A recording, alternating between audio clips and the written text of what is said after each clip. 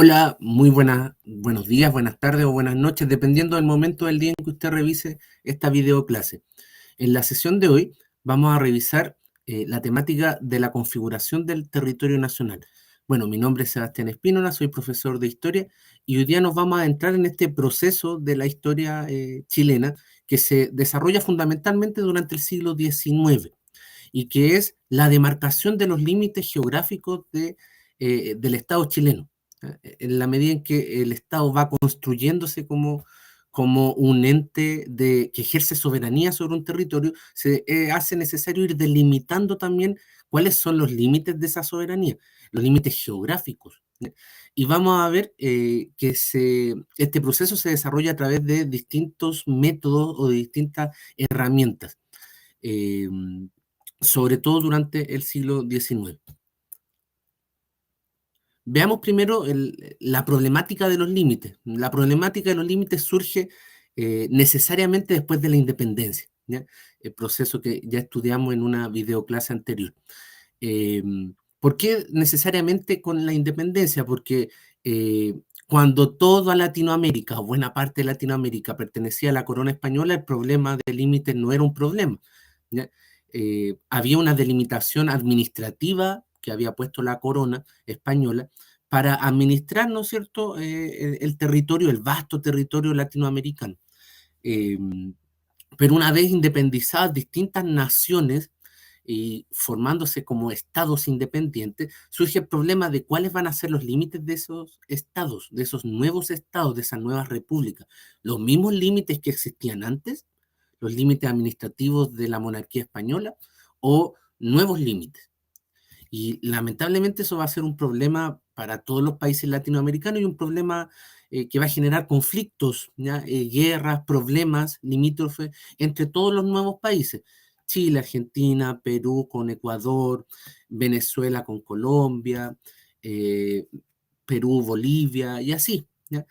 Va a ser un problema recurrente durante el siglo XIX, ¿ya? Al comienzo, como aparece ahí en pantalla, se aplicó el principio iuti possidetis iuris. ¿Qué quiere decir ese principio? El territorio que se posee es el territorio que se administra. Eh, el territorio que se posee en la práctica, desde antes, es el mismo territorio que se, se administra y se ejerce soberanía. Eso quiere decir, se reconoce entonces los límites anteriores. Los límites de Chile eran estos en la monarquía, entonces ahora siguen siendo los mismos. El problema de la aplicación de ese principio es que ya no está la monarquía española como ente aglutinante que permite solucionar conflictos y no tener problemas, ¿no es cierto? Ya no hay ningún ente exterior de lealtad que uno diga o de obediencia que haya que obedecer necesariamente ese mandato. Por lo tanto, claro, era un principio súper pragmático. Lo que había antes es lo que poseemos ahora, pero eso no tiene en consideración el proceso de independencia y la formación de nuevos estados, ¿ya?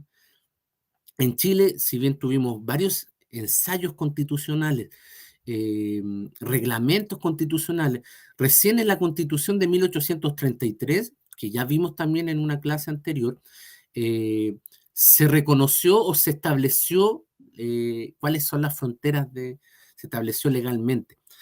Había una idea, una intuición, ¿no es cierto?, de mantener las fronteras coloniales, que en estricto rigor eran desde el desierto de Atacama hasta, siempre se pensó hasta el estrecho de Magallanes, pero en la práctica era hasta el río Biobío. Los mismos españoles lo habían reconocido así, reconociendo que del Biobío hacia el sur los mapuches, ¿no es cierto?, vivían de forma independiente y había sido prácticamente imposible someterlos al gobierno español. Entonces, más o menos eso era Chile. Existía un punto, ¿no es cierto?, que ustedes ven ahí en la imagen, en ese mapa, que en realidad desde el río Maipo, más o menos en la altura de Santiago, la frontera no seguía la cordillera de los Andes, sino que se adentraba por un río que está al otro lado de la cordillera, en el lado argentino, y terminaba y incluía todo eso a la Patagonia como gran macroforma geográfica. Y todo eso era chileno, ¿ya? Y por lo tanto teníamos la Patagonia completa, la de este lado de la cordillera, del lado occidental y la del lado oriental, y una salida amplia al océano Atlántico. Eh, y lo que hace la Constitución del 33 es definir el territorio, y ahí yo les puse la frase que sale en esa Constitución. El territorio chileno se extiende desde Atacama hasta el Cabo de Hornos, desde la cordillera de los Andes hasta el mar Pacífico, incluyendo el archipiélago de Chiloé, todas las islas adyacentes y la isla de Juan Fernández. Y si se dan cuenta, dice desde Atacama hasta el Cabo de Hornos, desde la cordillera hasta el Océano Pacífico. Esto va a ser usado después por los argentinos para reclamar la Patagonia. ¿Por qué? Porque dijimos la cordillera de los Andes, y la cordillera de los Andes, si ustedes alcanzan a ver ahí en la imagen, está marcadita como unos puntitos, ¿no es cierto? Es distinto. Esa es la frontera actual. Y nosotros se supone que desde la época colonial teníamos posesión de todo este territorio al otro lado de la cordillera, desde más o menos el río Maipo en Santiago hacia el sur, por el lado oriental. Y claro, al no colocarlo en la Constitución significa que Chile en realidad no está como renunciando, ¿ya? A la soberanía en ese territorio. El problema que le va a presentar el Estado el reconocimiento de los límites es el conocimiento del territorio. No hay un conocimiento adecuado de cuál es el territorio que Chile pretende gobernar. Y para eso el Estado va a contratar científicos extranjeros, geógrafos, como los que ustedes ven ahí abajo. Claudio Gay, Ignacio Domeyko, Rudolfo Filippi, son todos europeos, ¿ya? Claudio Gay es francés, Ignacio Domeyko es croata, si habría que colocarlo en un país actual, ¿ya? Y Rudolfo Filippi es alemán. Son científicos, intelectuales, geógrafos que vienen contratados por el Estado chileno a recorrer el territorio a pie, ¿ya? Y ir tomando nota, y ir haciendo una especie de mapeo, ¿ya? En la época, por supuesto, no hay GPS, no hay ninguna tecnología, por lo tanto esto hay que hacerlo a mano y a pulso, ¿ya?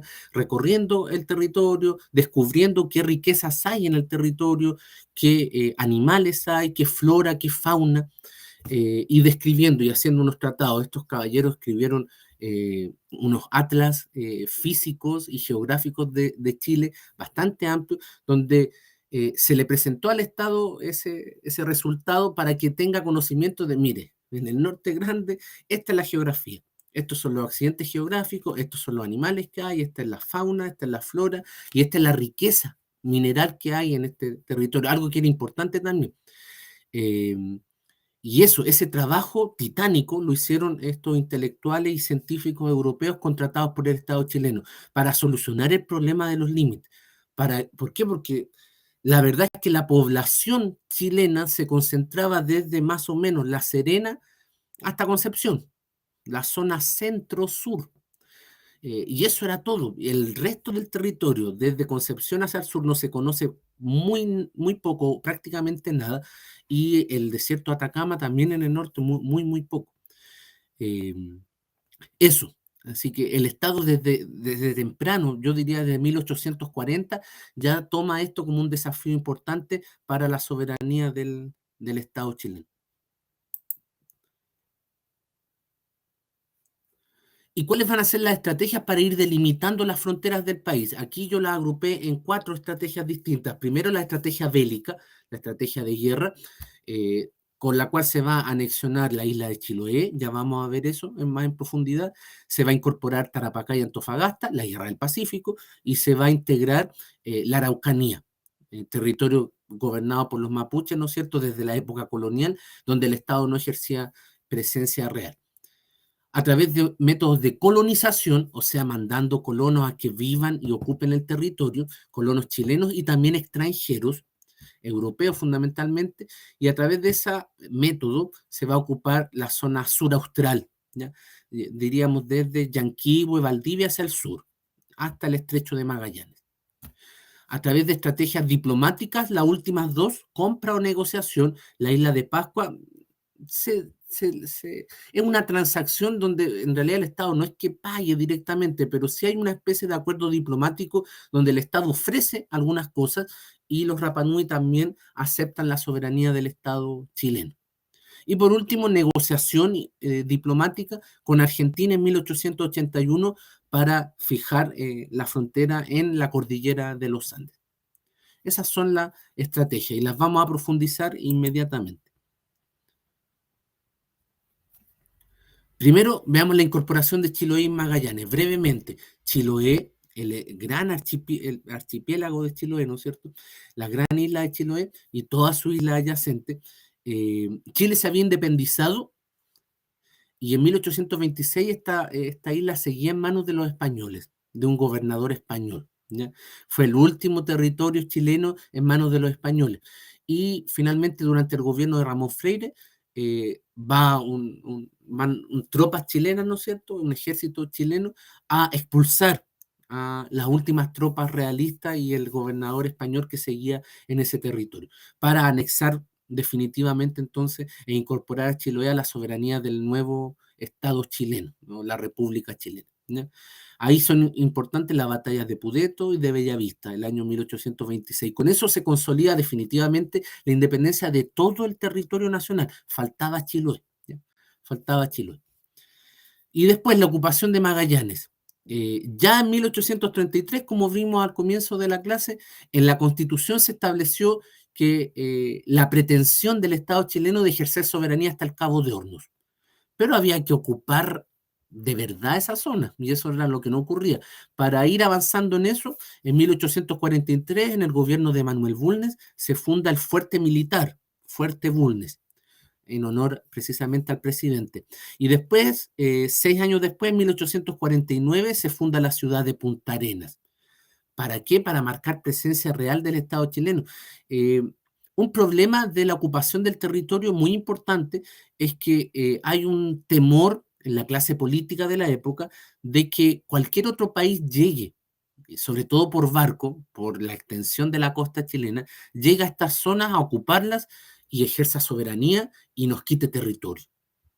Barcos ingleses, los ingleses en el siglo XIX están expandiendo su soberanía y están ganando colonias en todo el mundo.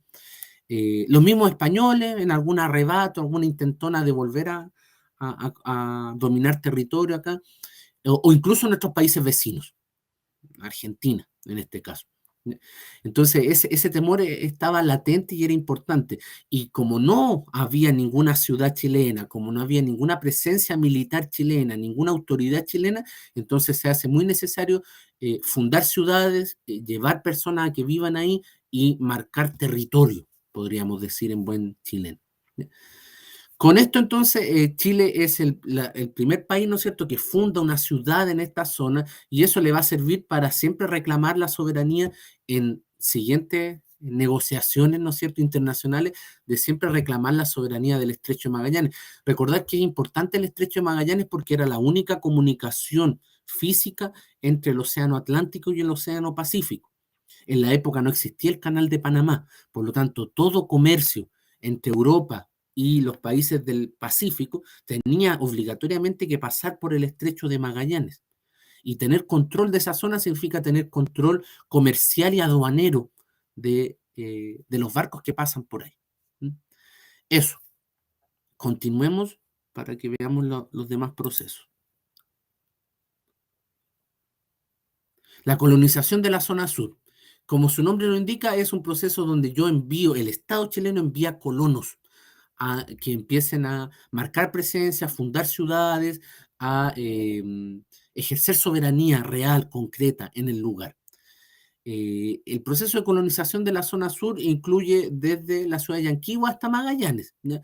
Es un proceso, lo que vimos recién es la ocupación real, efectiva. Yo fundo un fuerte y fundo la ciudad de Punta Arenas. Después tengo que llevar personas a que vivan ahí. Es un lugar con condiciones geográficas y climáticas complicadas, por lo tanto no es fácil. Y en ese proceso, Chile va a tener la ayuda, ¿no es cierto?, de inmigrantes europeos. El caballero que ustedes ven ahí en pantalla, Vicente Pérez Rosales, va a ser el encargado de este proceso de colonización. Va a ser el agente chileno que va a recorrer distintos países europeos tratando de convencer personas a que vengan a este remoto y lejano país a vivir. ¿Y qué va a ofrecer Chile para que personas de Europa vengan acá? Un territorio gratis, un par de hectáreas, ¿no es cierto?, a una familia y una pequeña subvención inicial. Pequeña subvención que a veces se pagaba, otras veces no. Nunca se les dijo toda la verdad. Sí, les vamos a dar un territorio, ¿no es cierto? 3 hectáreas, 5 hectáreas. Por supuesto que van a venir personas de clase media baja y sectores populares de Alemania, de Croacia, de Italia. Se van a entusiasmar y van a venir a América. Y van a venir a Chile y los van a mandar al sur. Y resulta que van a llegar a un lugar lleno de bosque, totalmente sin ninguna ciudad, y le van a decir, bueno, a eso vienen, a ayudarnos, ¿no es cierto?, a pavimentar caminos, ¿no es cierto?, a talar bosque, a construir una casa y ir armando una ciudad acá. Y del pago inicial, a veces llega, otras veces no. Así fue este proceso, ¿ya? La presencia de alemanes en esta zona va a ser muy, muy importante, ¿ya? Se prefería a los alemanes en el entendido de que en la época, con una concepción súper racista, se entendía que eran personas más trabajadoras y era una raza superior, ¿ya? El racismo campeaba en el siglo XIX en todo el mundo y era normal hablar en esos términos. Y se entendía que los alemanes eran mucho más trabajadores, entonces como había que venir a trabajar, a talar bosque, a construir casas, a construir ciudades, era mucho mejor, ¿no es cierto?, que fueran alemanes. Pero también llegan italianos y llegan croatas, sobre todo a la zona de Magallanes. Y se empiezan a fundar ciudades, como Puerto Montt en 1854, como Puerto Varas también el mismo año, en honor al presidente y al ministro de Interior de la época. Puerto Montt por Manuel Montt y Puerto Varas por Antonio Varas, que era el ministro de Interior. Y ahí vamos entonces colonizando esta zona sur, que también, ojo que, y esto lo mencionamos brevemente, pero habían pueblos indígenas en esta zona. ¿Ya? Habían pueblos indígenas que van a ser exterminados lentamente, ¿no es cierto?, en la época, ya sea porque los van a matar o porque en el contacto con europeos se van a enfermar y van a morir. eh, a través de esas dos formas fundamentalmente, pero van a ir desapareciendo los pueblos indígenas que vivían en esta zona y que eran pueblos vírgenes. No habían tenido contacto nunca, ni siquiera con los mapuches, que era el pueblo indígena más cercano. No habían tenido contacto con los españoles tampoco. Estamos hablando de los pueblos Selknam, Cahuéscar, Alacalufe, ¿ya?, Onas, esos pueblos, ¿ya? Continuemos. El siguiente proceso es la ocupación de la Araucanía. Aquí ya estamos en estrategias bélicas, ¿no es cierto? Recordar que el territorio de la Araucanía, desde el Biobío hacia el sur hasta el norte de Valdivia, más o menos, la zona de Yanquihue, era gobernada autónomamente por los mapuches desde la época colonial. Chile se había independizado, había formado un nuevo estado republicano, independiente, pero esa situación seguía ahí pendiente tal cual.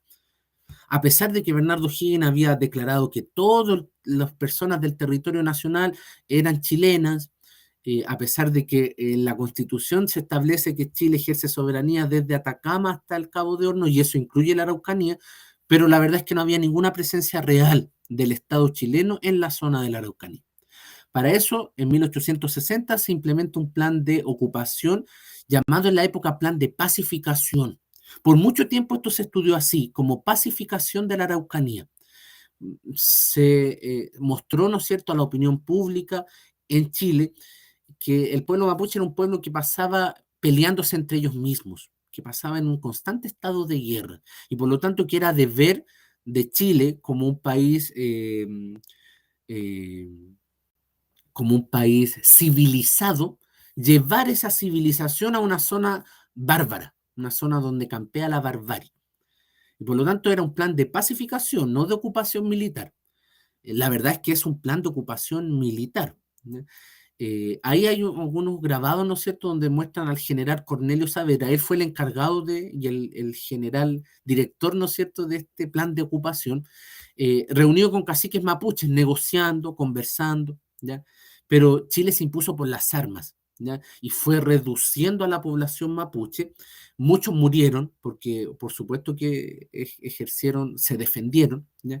Muchos murieron y los que quedaron, ¿no es cierto?, fueron reducidos a pequeñas extensiones de tierra, conocidas precisamente con el nombre de reducciones, ¿ya? El territorio de la Araucanía se estatizó, el Estado, ¿no es cierto?, tomó posesión y luego, una vez que el Estado es dueño de todo el territorio y ejerce soberanía ahí, empieza a vender loteos, a lotear el territorio y a venderlo a chilenos o extranjeros. Está en marcha todavía el proceso de colonización. Están llegando personas desde Alemania, desde Croacia, desde Italia y distintos países de Europa.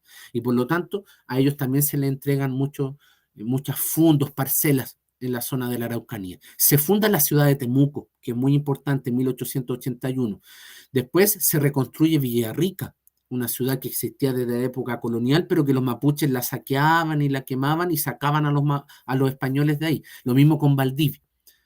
Y ya hacia 1883 este proceso se da por finalizado, y los mapuches pierden su territorio ancestral, ¿no es cierto? Ahí yo se los puse ahí en consecuencia en la lámina. Veamos otro proceso. Si no me equivoco, debiera venir la Guerra del Pacífico. Seguimos con las estrategias bélicas, en este caso la Guerra del Pacífico, entre 1879 y 1883. ¿Qué nos interesa acá recalcar? Que el resultado de la Guerra del Pacífico resulta, valga la redundancia, para Chile en la incorporación al territorio nacional de las provincias del Norte Grande, de Tarapacá y de Antofagasta. Tarapacá, que pertenecía a Perú, y Antofagasta, que pertenecía a Bolivia. Y con eso la extensión bastante grande del territorio soberano chileno. Recuerden, Chile desde Atacama hacia el sur, y estas dos regiones representan fácilmente un tercio del territorio total chileno, son bastante grandes, ¿ya? Y pertenecían, como les digo, Tarapacá a Perú y Antofagasta a Bolivia. Con el triunfo chileno en esta guerra, accedemos a la soberanía de este territorio y con ello, cosa que vamos a estudiar en alguna siguiente videoclase, la adquisición de las riquezas minerales de ese norte grande. En la época, sobre todo salitre, pero también cobre y otros minerales, ¿ya?, que van a ser muy importantes para el desarrollo económico de nuestro país. ¿Ya? Continuemos con otra estrategia, las negociaciones diplomáticas. Y aquí, como yo les dije al comienzo, tenemos esta incorporación de la isla de Pascua, compra, ¿no es cierto? Que ya explicamos que es una transacción, no es como que yo pago dinero, ofrezco algo, el Estado chileno va a ofrecer algo, ¿ya? Y el Tratado de Límites con Argentina. Sobre Isla de Pascua, decir que el marino chileno Policarpo Toro es el primero en llegar a Isla de Pascua. La Isla de Pascua ya se conocía. eh, Marinos holandeses la habían descubierto en el siglo anterior, en el siglo XVIII. Le pusieron Isla de Pascua, de hecho, porque la descubrieron un día de Pascua de Resurrección, ya, Semana Santa, y por eso un domingo de Resurrección, y por eso le pusieron Isla de Pascua. El pueblo que está ahí es un pueblo maorí, llamado Rapa Nui, ¿no es cierto?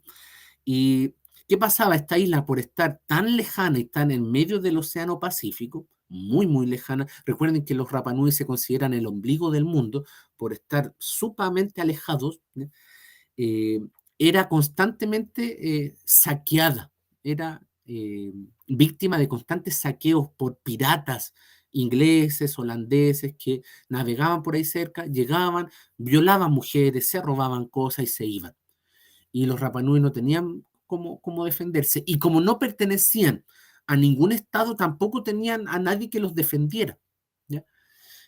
Geográficamente, la isla de Pascua está más cerca de Nueva Zelanda y de Oceanía que de Chile, ¿ya? Pero Policarpo Toro inteligentemente va y se da cuenta de esta situación y de la desesperación del pueblo Rapa Nui, que se ve constantemente saqueado y violentado por piratas y corsarios de distintas partes del mundo, y le ofrece esa protección, sumarse a la soberanía de Chile a cambio de un de una relación constante comercial con Chile para abastecer de productos que sean necesarios para la isla y de la protección militar y jurídica del Estado chileno. Y ahí empieza esa tratativa con el pueblo Rapa Nui. Y finalmente el Consejo de Ancianos el que termina aceptando el acuerdo.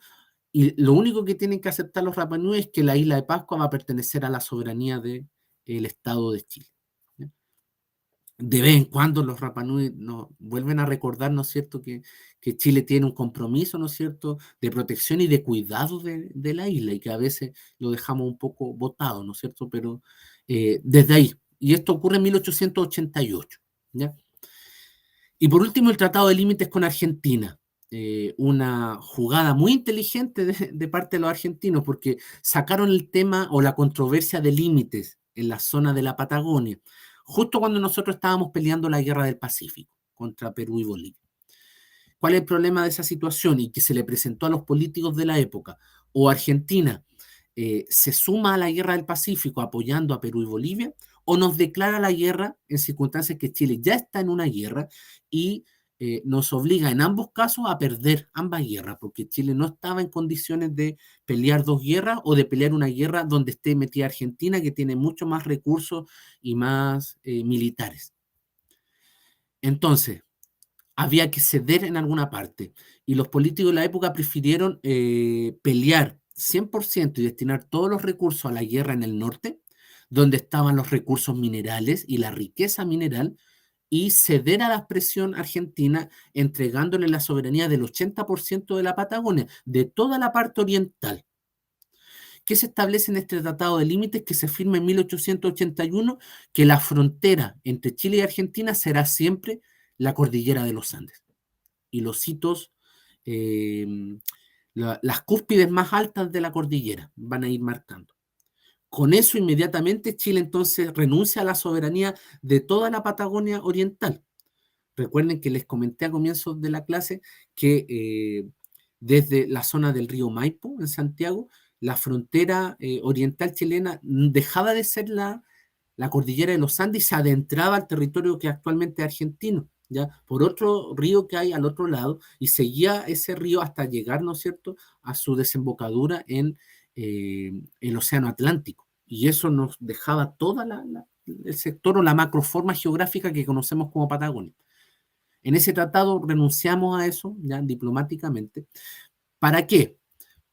Para concentrar nuestras fuerzas en la guerra contra Perú y Bolivia en el norte grande, ¿ya?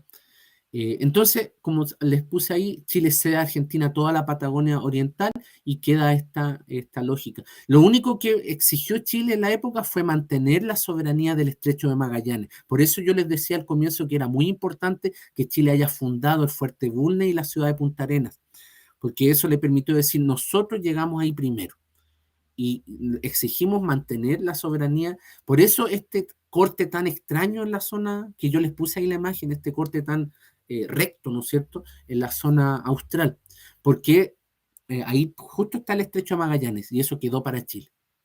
Y eso quedó para Chile. Y con eso mantenemos el control aduanero y comercial de esa zona que en la época era muy importante porque pasaban todos los barcos que venían desde Europa. Y con eso llegamos al término de esta video clase. Les agradezco mucho su atención y espero que haya sido de mucha utilidad esta clase. Nos estaremos viendo en alguna siguiente video clase. Como siempre, un gusto, muchas gracias y nos estamos viendo. Chao, chao.